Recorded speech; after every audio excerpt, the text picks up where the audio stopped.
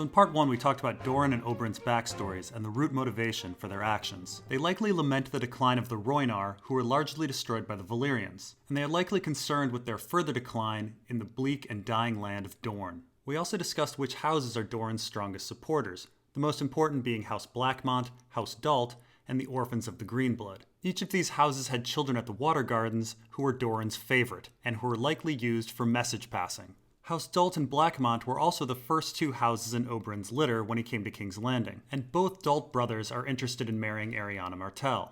Both House Dalt and the Orphans are solidly salty Dornish like House Martell, and an orphan is Prince Tristain's sworn shield. And it should be noted that House Dalt shows tact by drinking at Balon Swann's banquet. House Blackmont is run by women who would favor Dornish law, and the Orphans of the Greenblood live the classically Rhoynish life. Now we will get back to these houses, but now might be a good time to discuss Arianne Martell's misadventures in Queenmaking. The genesis of Arianne's decision to crown Myrcella via Dornish law really begins back when she was 14 years old. She went to say goodnight to her father Doran and found a letter lying incomplete addressed to Quentyn. It bid Quentyn to do all his maester and his master of arms required of him, because one day he will sit where Doran sits and rule all of Dorne. Arianne later confronts Doran about the letter, and he tells her that he wrote it when Arianne was betrothed to Viserys, and therefore Quentyn would be ruling Dorne in her stead. Except that the letter itself is hyper-suspicious. It seems a bit careless that Doran Martell, a thoughtful and deliberate man, would leave such an important letter out. After all, this letter could reveal Doran's supposed secret plot to marry Arianne to Viserys. It also seems rather careless to reveal this information to Quentyn, a boy of 9 at the time. A boy who is also being fostered by a rival house who might read his mail. Furthermore, it's rather clear that Doran's maester Calliope reads Doran's mail before he delivers it. And it would be quite possible that the Ironwood Maester would read Quentyn's mail before he delivered it. So now the Citadel might be privy to this information. So it's simply not believable that Doran Martell accidentally left this letter out. It should be noted that Quentyn never thinks about being the future ruler of Dorne. In fact, Quentyn even reveals his life ambitions. He wants to go back and kiss both of the Drinkwater twins. He wants to marry Gwyneth Ironwood. He wants to have a child with her. He wants to ride in tourneys. He wants to hawk. He wants to hunt. He wants to visit his mother in Norvos. He wants to read books. At no point does it even occur to him to rule Dorne. So it seems this letter was never sent to Quentyn, and most likely left out intentionally for Arianne to find. So right from the beginning, Doran Martell was trying to motivate Arianne to become rebellious and emotionally invested in Dornish law. And Arianne's rebellious nature was further fueled by Doran repeatedly setting up marriage offers between Arianne and old men, and he actively prevented her from meeting suitors her own age. Doran claims that he set up these marriage offers in an attempt to avoid suspicion of a purported Viserys-Arianne betrothal. But that doesn't really make sense. Sylva Santagar is the same age as Arianne, and she's single. Is that suspicious? And one would think that a chain of ancient suitors and overt seizings of Arianne would be just as suspicious as no offers in the first place. No, it seems once again Doran was fostering a rebellious nature in Arianne. But why? Well, it just so happens that Arianne Martell's 14th year, the year in which she found that letter, is the year that Myrcella was born. That's right, Arianne's motive for queen-making came about at the same time that her method for queen-making was born. Now, anytime a new royal child is born, lords think about whether they can marry their children to them. Doran, like everyone else, must have been thinking right from the beginning that he could marry Trystane to Myrcella. And because there had been no justice for Elia, Doran had a degree of leverage. Additionally, as a fence-sitter, he could just wait until the Lannisters needed something, cause a ruckus, and then demand a marriage. And in A Clash of Kings, we essentially see this happen. Doran calls his banners, and Tyrion offers Myrcella. It was a somewhat predictable move, and even Tywin says that the move couldn't be helped. So let's put ourselves in Doran's mindset back when Myrcella was born. He knows he can probably leverage a Trystane-Myrcella marriage, but Myrcella would be down the order of succession. Robert, Joffrey, any future males Cersei would have, and according to the Great Council of 101, Stannis and Renly, would all come before Myrcella. In fact, succession isn't really that clear. It may be that any male Baratheon would also come before Myrcella. Dornish law, though, would jump her up to second in line behind Joffrey. Of course, Dornish law or not, the importance of Myrcella really only comes into play if Robert and Joffrey are killed. Could Doran really predict that? Actually, probably. If Doran has a good spying network, he may know that Aegon exists, and therefore he could figure that Varys and Illyrio would start ruining the kingdom around the time that Aegon came of age. And even if he didn't know about Aegon, he may figure that Varys and Illyrio would try to use Daenerys when she got to marrying age, and again would start ruining the kingdom. In all of that chaos, it's a good bet that Robert and Joffrey might die, and even if these deaths didn't happen, Doran could of course plan them himself. Myrcella, being down the order of succession, wouldn't be a target. So waiting for a crisis that Varys and Illyrio are eventually going to create, and offering a Trystane-Myrcella marriage, is not really that complicated of a plan. But it's also not a very good one. The idea that Myrcella is queen because she is in Dorne is kind of ridiculous. 6 kingdoms recognize that male heirs come before female heirs, and there was a great council decision on this specific issue for the Iron Throne in the year 101. And the Iron Throne isn't even in Dorne. Just because Nebraska chooses one presidential candidate doesn't mean that that candidate is president for the whole country. The idea that Myrcella should sit the Iron Throne is frankly dumb. It's off legally, it's off logically, and it's off practically. It relies on the whole 7 kingdoms accepting Dornish law as their own. And yet Oberyn mentions this stupid idea to Tyrion in King's Landing, and then Tyene mentions this stupid idea to Doran in Sunspear. And that is what's interesting. It's a bit off that 2 people would come to the same dumb conclusion independently. Keep in mind, Joffrey died when Oberyn was in King's Landing, so he couldn't have told Tyene about his Myrcella Dornish law idea after Joffrey's death. He would have had to talk to Tyene and others about the Myrcella Dornish law idea before he left King's Landing, and before Joffrey died. In fact, Arianne, for some reason, is certain that Oberyn would have tried to crown Myrcella because of Dornish law. Oberyn, Arianne, and Tyene all seem to be on the same page about this, and Arianne seems to have been thinking about this for a while. We find out that Arianne Martell's seduction of Aerys Oakheart took half a year. Half a year is well before the death of Joffrey. This means that the stupid idea of crowning Myrcella was at least a notion for Arianne around the time that Myrcella first arrived. So it seems Oberyn was planting rebellious seeds related to Myrcella and Dornish law in the heads of Tyene and Arianne well before he went to King's Landing. He knew that Myrcella and Dornish law would become important. And with regard to the seduction of Aerys Oakheart, it's rather telling that it was Doran who left Arianne at Sunspear with ample time and opportunity to seduce Sir Aerys. She was given no other responsibilities other than hosting Sir Aerys and Myrcella. So let's look at Doran and Oberyn's actions here. First, we have a suspicious letter from Doran that's been weirdly left out that renounces Dornish law and is addressed to a 9-year-old boy. And Arianne just happens to find this letter in the year of Myrcella's birth. Then for years we have needless marriage offers from horrible suitors. Then we have Myrcella arriving in Dorne around the same time that a very stupid rumor about her being queen appears. Then Doran leaves Arianne alone with no responsibilities around Myrcella and Aerys. It seems Doran was nudging Arianne in the direction of queen-making. He gave her the motive, the means, and the opportunity to do so.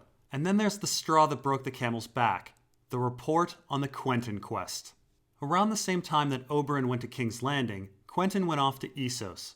Arianne catches wind of this trip through her friend Garen's mom. Now, according to Garen's mom, she spotted Quentyn's entourage in Plankytown, and then Garen's cousin crept through a window, unlocked Quentyn's strongbox, and found scrolls with official seals on them. The cousin didn't read the scrolls because he didn't want to break the official seals. Now, there's quite a few things wrong with this story. First, Garen is a close family friend, and it's likely that Quentyn has met Garen's mom. Quentyn never mentions being spotted in Plankytown. And Garen's mom was supposedly close enough to notice Cletus Ironwood's lazy eye. Second, Quentyn is shown to be an exceedingly cautious person. In Volantis, Arch is left to guard their room while Quentyn and Drink go out into the city. The idea that an orphan could sneak through their window while they slept and pick a lock is not very believable. Third, the Quentyn that we saw didn't keep his important documents in a box. In fact, he really only had one important document, the marriage pact, and he kept it in his boot. And fourth, the marriage pact was not sealed. And fifth, Garen's mom says that a maester skilled in tongues was traveling with them. But Quentyn says they were posing as a wine merchant and his entourage in Plankytown. So how did anyone know that Kedry was a maester? And how did they know he was skilled in tongues? Quentyn was the one doing the talking in Plankytown. If someone had recognized Kedry, why didn't they just say it was Kedry? So it seems Doran has fed Arianne a story through the Orphans of the Greenblood, who, as we discussed, are some of Doran Martell's strongest supporters. And this brings us to the Queenmaking adventure itself, an exercise that we should note Doran knew about and allowed for some reason. When Arianne asks Doran why he allowed it, he dodges the question. Now, Arianne Martell's conspiracy goes horribly awry because Doran has a mole in the party. Arianne spends a great deal of time obsessing over who the informant is, so it seems important to our story. So, who told?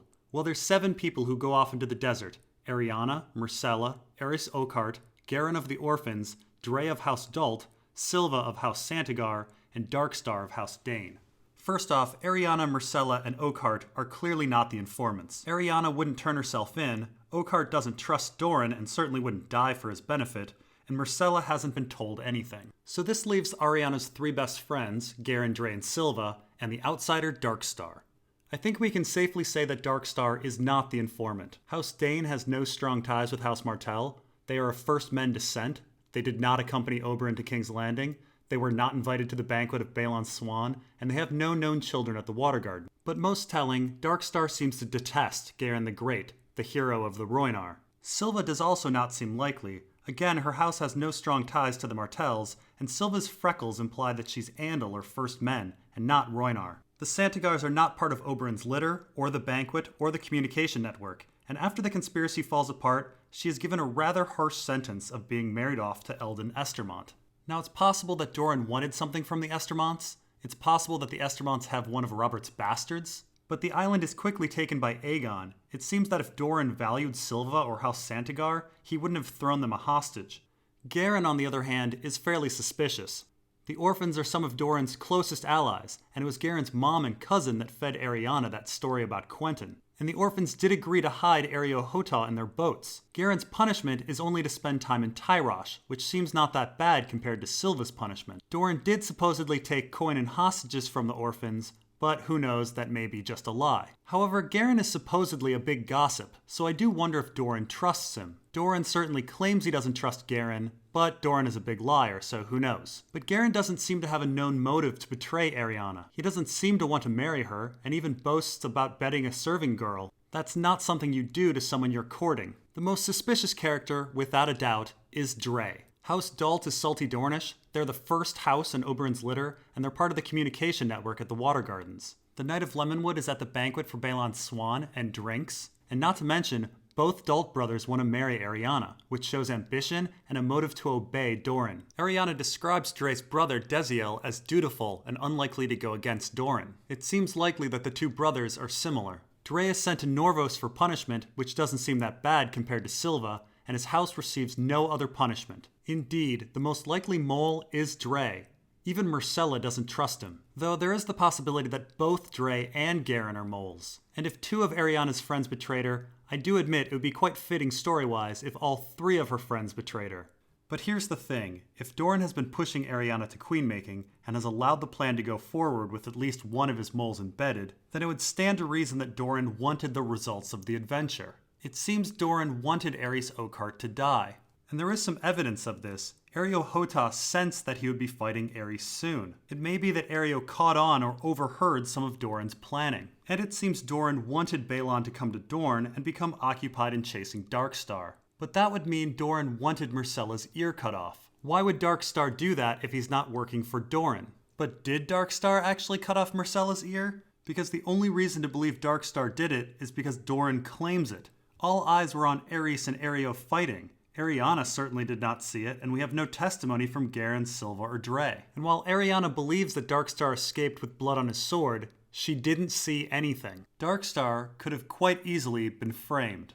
Though Garen was far away from the action, both Silva and Dre were close to Myrcella. Though I do find Silva to be an unlikely culprit, as she spent most of the Queenmaker chapter befriending and taking care of Myrcella. But who knows, she may be a sociopath. Most likely it was Dre, after dropping his sword, who pulled out an extra knife and sliced off Myrcella's ear. And this would make Darkstar realize that something was wrong and flee. In fact, a few things point to Darkstar being framed. It's a bit odd that Darkstar got away. His horse was exhausted while the Martell guardsmen horses were fresh. And how on earth did Myrcella's cheek and right ear get cut off? What kind of sword slash would come down to take off an ear, but not go right into Myrcella's shoulder? Also, her right cheek and her right ear? The cheek means Darkstar would have been coming at her from the front, but then you'd expect her left ear to be cut off. That is, unless Darkstar happens to be left-handed. There is also the question of how Darkstar got associated with the conspiracy. Arianne does not seem to know him very well, and Garen and Silva both don't like him, and Oakhearts and Danes are bitter rivals. That means Arianne likely involved Darkstar on Dre's recommendation, the recommendation of our most probable mole. So at closer look, it seems that Doran planned and controlled Arianne's queen-making. And from the adventure, he gained Arianne's deep loyalty, he framed a rival house, and he eliminated or occupied 2 Kingsguard, the Lannisters' protectors. It's the last aspect of the adventure that's most important, the Kingsguard. We'll be talking a whole lot more about the Kingsguard and the Martell crony Qyburn in Part 3. And for even more scheming around the queen-making adventure, check out A Vow for Myrcella.